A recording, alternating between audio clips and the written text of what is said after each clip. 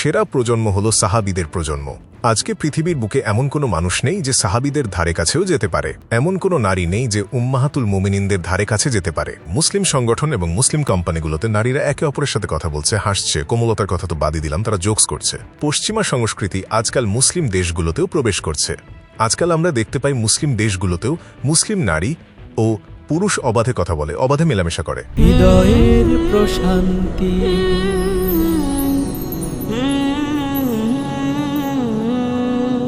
পরবর্তী প্রশ্নটি করেছেন আফগানিস্তান থেকে আব্দুল্লাহ।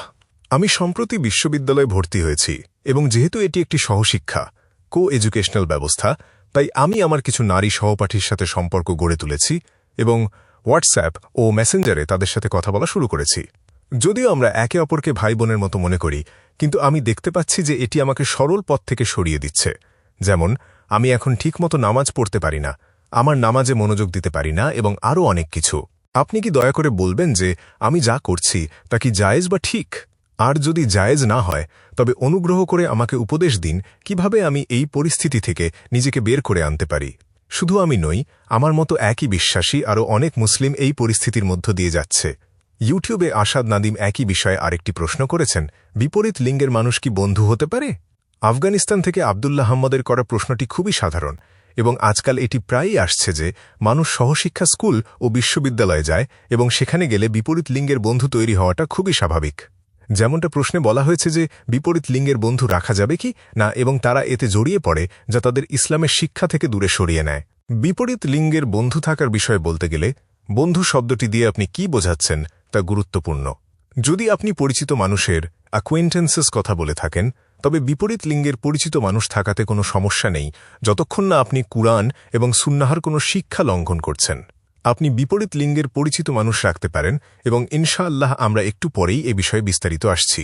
এই যে বলা হয় আমি তাদের আমার ভাই এবং বোন হিসেবে বিবেচনা করি, আপনাকে বুঝতে হবে ভাই এবং বোন বলতে আপনি কি বোঝাচ্ছেন। যদি আপনি মানবতার খাতিরে ভাই বোনের কথা বলেন, কোনো সমস্যা নেই। যদি আপনি বিশ্বাসের দ্বীনের খাতিরে ভাই বোনের কথা বলেন, কোনো সমস্যা নেই। কিন্তু এই ভাইবোন আর রক্তের ভাইবোন এক নয়, এগুলো সম্পূর্ণ অর্থহীন কথা। আপনারা জানেন, ভারতে যেমন একটা মেয়ে একটা ছেলেকে রাখি পরায় এবং বলে সে আমার রাখি বোন। ইসলামে রাখি বোন বা পাতানো বোন বলে কিছু নেই। মানবতার খাতিরে বোন ঠিক আছে, যেমন ধরুন কোনো বোন একটি ভালো প্রশ্ন করেছেন, দ্বীনী বোন হিসেবে তাতে কোনো সমস্যা নেই। কিন্তু এই সমস্ত মানবতার বোন বা দ্বীনী বোনদের সাথে আপনাকে সম্পূর্ণ ও যথাযথভাবে পর্দা বা হিজাব পালন করতে হবে। কেবল আপনার রক্তের বোন যার সাথে আপনার পিতামাতা যুক্ত, উভয় পিতামাতা বা যে কোনো একজন, তাদের সাথেই আপনার হিজাব শিথিলযোগ্য। এমনকি আপনার কাজিনদের চাচাতো মামাতো বোন সাথেও আপনাকে সম্পূর্ণ হিজাব বজায় রাখতে হবে। সমস্যা হল, আমরা পশ্চিমা দেশগুলোতে দেখি নারী পুরুষের অবাধ মেলামেশা খুবই সাধারণ বিষয় হয়ে দাঁড়িয়েছে। আর অনেক মুসলিম দেশেও এটি এখন সাধারণ ব্যাপার হয়ে যাচ্ছে, যেখানে সহশিক্ষা স্কুল এবং বিশ্ববিদ্যালয় রয়েছে। আর সেখানে আপনি বন্ধু বানান, চ্যাট করতে থাকেন এবং অপ্রয়োজনীয় কথা বলতে থাকেন। বিপরীত লিঙ্গের কারো সাথে যদি জরুরি প্রয়োজনে কথা বলতে হয়, তবে কোনো সমস্যা নেই। কিন্তু আপনি সমলিঙ্গের বন্ধুদের সাথে যেভাবে চ্যাট করেন, সেভাবে বিপরীত লিঙ্গের কারো সাথে চ্যাট করতে পারেন না। যেমন, একটা ছেলের ছেলে বন্ধু আছে, কোনো সমস্যা নেই, আপনি চ্যাট করতে পারেন, হাসতে পারেন, জোকস করতে পারেন। কিন্তু আপনি বিপরীত লিঙ্গের কারো সাথে একই কাজ করতে পারেন না। ইসলামে এর অনুমতি নেই। আমরা দেখতে পাই হিজাবের বিষয়ে ইসলামে খুব স্পষ্টভাবে বলা আছে। মহিলাদের হিজাবের কথা বলার আগে বলি, কুরআনে বলা আছে যে একজন মুসলিম নারীকে যথাযথভাবে আবৃত থাকতে হবে, এবং আমি আমার আগের সেশনে এবং আমার লেকচারেও আলোচনা করেছি যে সম্পূর্ণ শরীর ঢেকে রাখতে হবে। কেবল মুখমণ্ডল এবং কবজি পর্যন্ত হাত খোলা রাখা যেতে পারে। কিন্তু এটি হল শুধু পোশাকের হিজাব। পোশাকের হিজাবের পাশাপাশি পরিপূর্ণ হিজাবের মধ্যে অন্তর্ভুক্ত হল একজন নারী কিভাবে হাঁটেন, কিভাবে কথা বলেন, কিভাবে চিন্তা করেন এবং কিভাবে দৃষ্টিপাত করেন। কুরআনে মহিলাদের হিজাবের কথা বলার আগে আল্লাহ পুরুষদের হিজাবের কথা বলেছেন সূরা আন-নূরে অধ্যায় 14 আয়াত 30, যেখানে আল্লাহ বলেছেন, মুমিন পুরুষদের বলুন তারা যেন তাদের দৃষ্টি অবনত রাখে এবং তাদের লজ্জাস্থানের হেফাজত করে। এর মানে হল, যখনই কোনো পুরুষ কোনো নারীর দিকে তাকায় এবং তার মনে কোনো অনাকাঙ্ক্ষিত চিন্তার উদ্রেক হয়, তখন তার দৃষ্টি অবনত করা উচিত। একবার একটা ছেলে একটি মেয়ের দিকে দীর্ঘক্ষণ তাকিয়েছিল। আমি তাকে বললাম, ভাই তুমি কি করছো? ইসলামে এটা তো অনুমোদিত নয়। সে আমাকে বলল যে নবীজি বলেছেন, প্রথম দৃষ্টি ক্ষমাযোগ্য, দ্বিতীয় দৃষ্টি নিষিদ্ধ। আমি এখনও আমার প্রথম দৃষ্টির অর্ধেকও শেষ করিনি।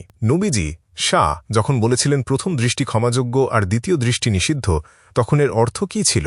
এর অর্থ হল, যদি ঘটনাক্রমে বা ভুলবশত কোনো নারীর ওপর আপনার দৃষ্টি পড়ে যায়, তবে তার সৌন্দর্য উপভোগ করার জন্য দ্বিতীয়বার তার দিকে তাকাবেন না।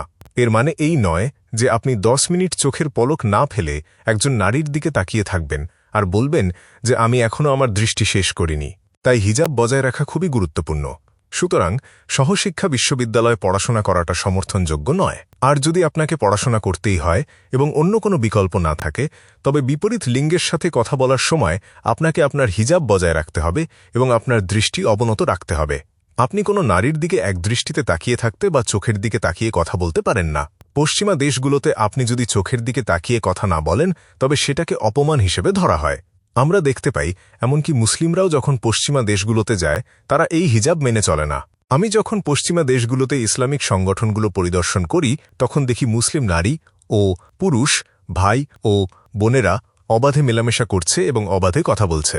তারা হয়তো হিজাব পরছে, তাদের শরীর ঢাকা আছে, কিন্তু সেটা কেবল পোশাকের শারীরিক হিজাব। তারা হাসাহাসি করছে, জোকস করছে।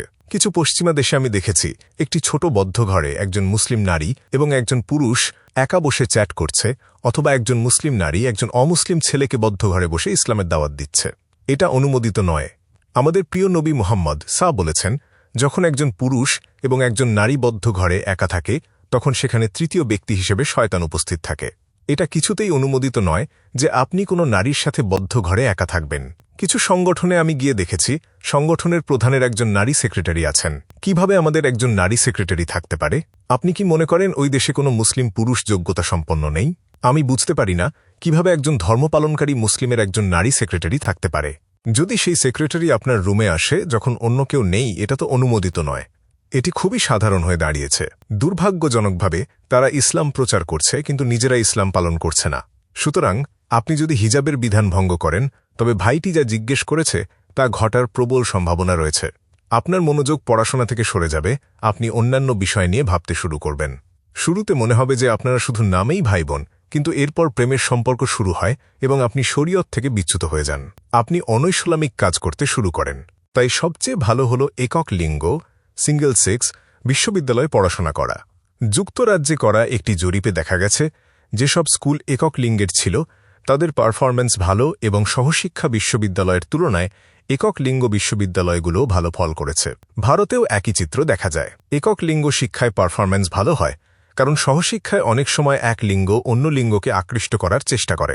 যদি কোনো শিক্ষক পড়াচ্ছেন, তবে ছেলেটি ক্লাসের পড়ায় মনোযোগ দেওয়ার পরিবর্তে ক্লাসের মেয়েটিকে আকৃষ্ট করার, ইমপ্রেস করার চেষ্টা করে। এটি খুবই সাধারণ, তাই একক লিঙ্গ শিক্ষাই ভালো। যদি উচ্চশিক্ষার জন্য অন্য কোনো সুযোগ না থাকে এবং আপনাকে সহশিক্ষায় যেতেই হয়, তবে আপনার হিজাব বজায় রাখার বিষয়টি নিশ্চিত করুন। আমি শুধু বিশ্ববিদ্যালয়ের কথা বলছি না, কর্মক্ষেত্রে গেলেও আপনার হিজাব বজায় রাখতে হবে। এমন নয় যে আপনাকে বিপরীত লিঙ্গের সাথে কথা বলতে নিষেধ করা হয়েছে না, তবে আপনি যখন কথা বলবেন তখন আপনাকে সতর্ক থাকতে হবে।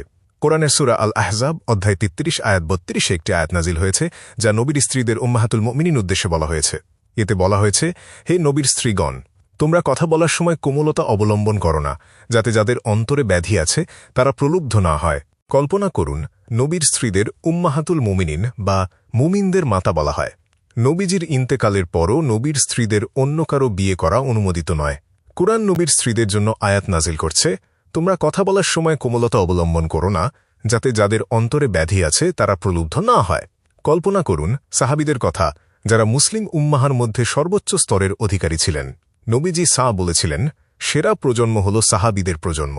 আজকে পৃথিবীর বুকে এমন কোনো মানুষ নেই যে সাহাবীদের ধারে কাছেও যেতে পারে। এমন কোনো নারী নেই যে উম্মাহাতুল মুমিনিনদের ধারে কাছে যেতে পারে। তবুও আল্লাহ বলেছেন, তোমাদের কণ্ঠস্বরে কোমলতা রেখো না।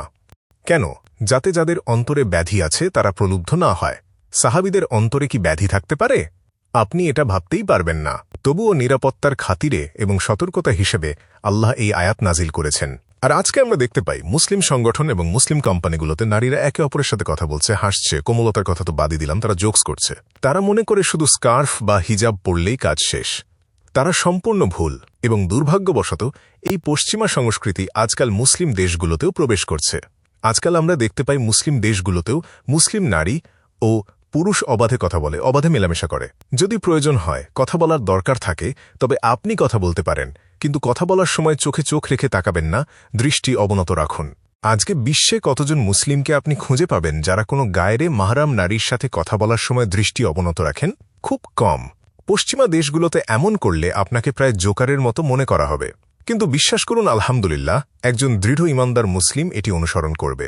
আর যদি এটি করা হয়, তবে এই ধরনের ঘটনাগুলো ঘটবে না। যেমনটি প্রশ্নে জিজ্ঞেস করা হয়েছিল যে আমার মন বিক্ষিপ্ত হয়ে যাচ্ছে, আমি নামাজ পড়তে পারছি না। এগুলো খুবই স্বাভাবিক। আর আজকে আমরা দেখতে পাই পোশাক পরিচ্ছদ শরীয়ত অনুযায়ী নয়। শুধু অমুসলিম নারীরাই নয়, অনেক মুসলিম নারীও হয়তো ঠিকমতো পোশাক পরেন না, শরীরের ঢাকা অংশের চেয়ে খোলা অংশই বেশি থাকে।